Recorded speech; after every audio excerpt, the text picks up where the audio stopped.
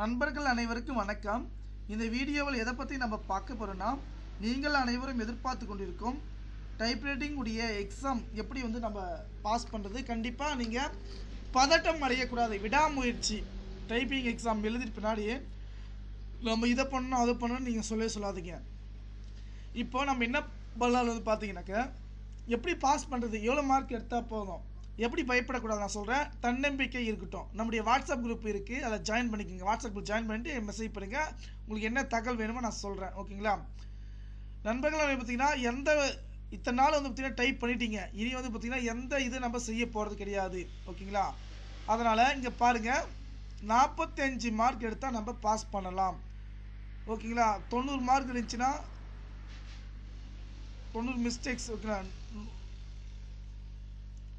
எந்த டிஸ்டிங்ஷன் பாருங்க மார்க் இருந்துச்சுனாக்கா 90 மார்க் இருந்தாக்க செகண்ட் கிளாஸ். ஓகே, ரெண்டுத்துலேயும் சேர்த்து 120 140 மார்க் ரெண்டுத்துலேயும் சேர்த்து இருந்தாக்க ஃபர்ஸ்ட் கிளாஸ். ஓகேங்களா? 150 அபோ. ஓகேங்களா? இப்போ இருந்துச்சுனாக்கா நீங்கள் டிஸ்டிங்ஷன். ஓகே, எத்தனை மிஸ்டேக்ஸ் இருந்தால் கூட நம்ம பாஸ் பண்ண முடியும் அப்படின்னு பார்த்தீங்கன்னா 45 மார்க்கு. அப்போது 29 மிஸ்டேக்ஸ். ஓகேவா? 29 மிஸ்டேக்ஸ் இருந்தால் மட்டும்தான் நீங்கள் ஜூனியர் பாஸ் பண்ண முடியும். ஓகே, அடுத்தது நம்ம சீனியரை பார்த்துடலாங்களா? சீனியர் பார்த்துடலாம். தட்டச்சு இளநிலை.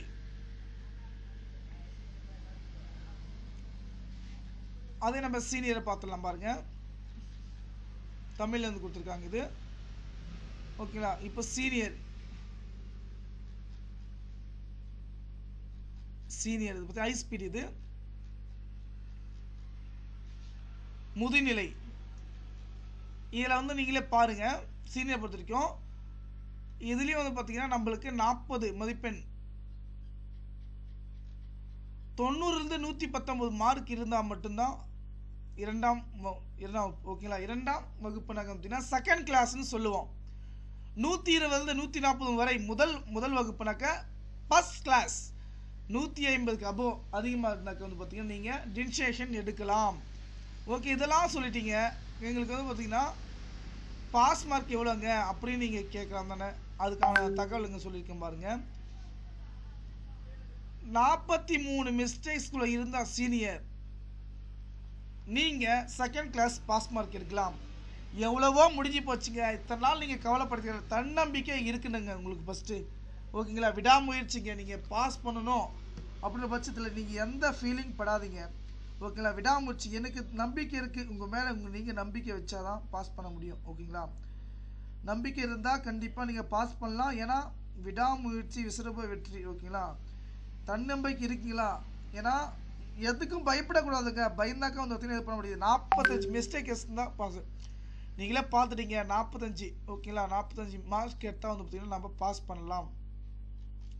இதில் நீங்கள் என்ன டவுட் வேணாலும் நீங்கள் சொல்லலாம். ஓகேங்களா? 45 மதிப்பெண் இருந்தால் மட்டும்தான் நம்ம பாஸ் பண்ண முடியும். ஃபஸ்ட் கிளாஸ் ஆகிடும், செகண்ட் கிளாஸ் ஆகிடுங்க. எதாக இருந்தாலும் பார்த்தீங்கன்னா எந்த தட்டச்சு தேர்வில் பெற்றவர் தேர்ச்சி பெற்றதாக கருதப்படும். ஓகேங்களா? இதுதான் மெயினாக நான் சொல்லுவேன். நீங்கள் எந்த விடாமுயற்சி. ஓகேங்களா? கண்டிப்பாக அந்த தகவல் நம்பிக்கை ஷேர் பண்ணுங்க. நன்றி.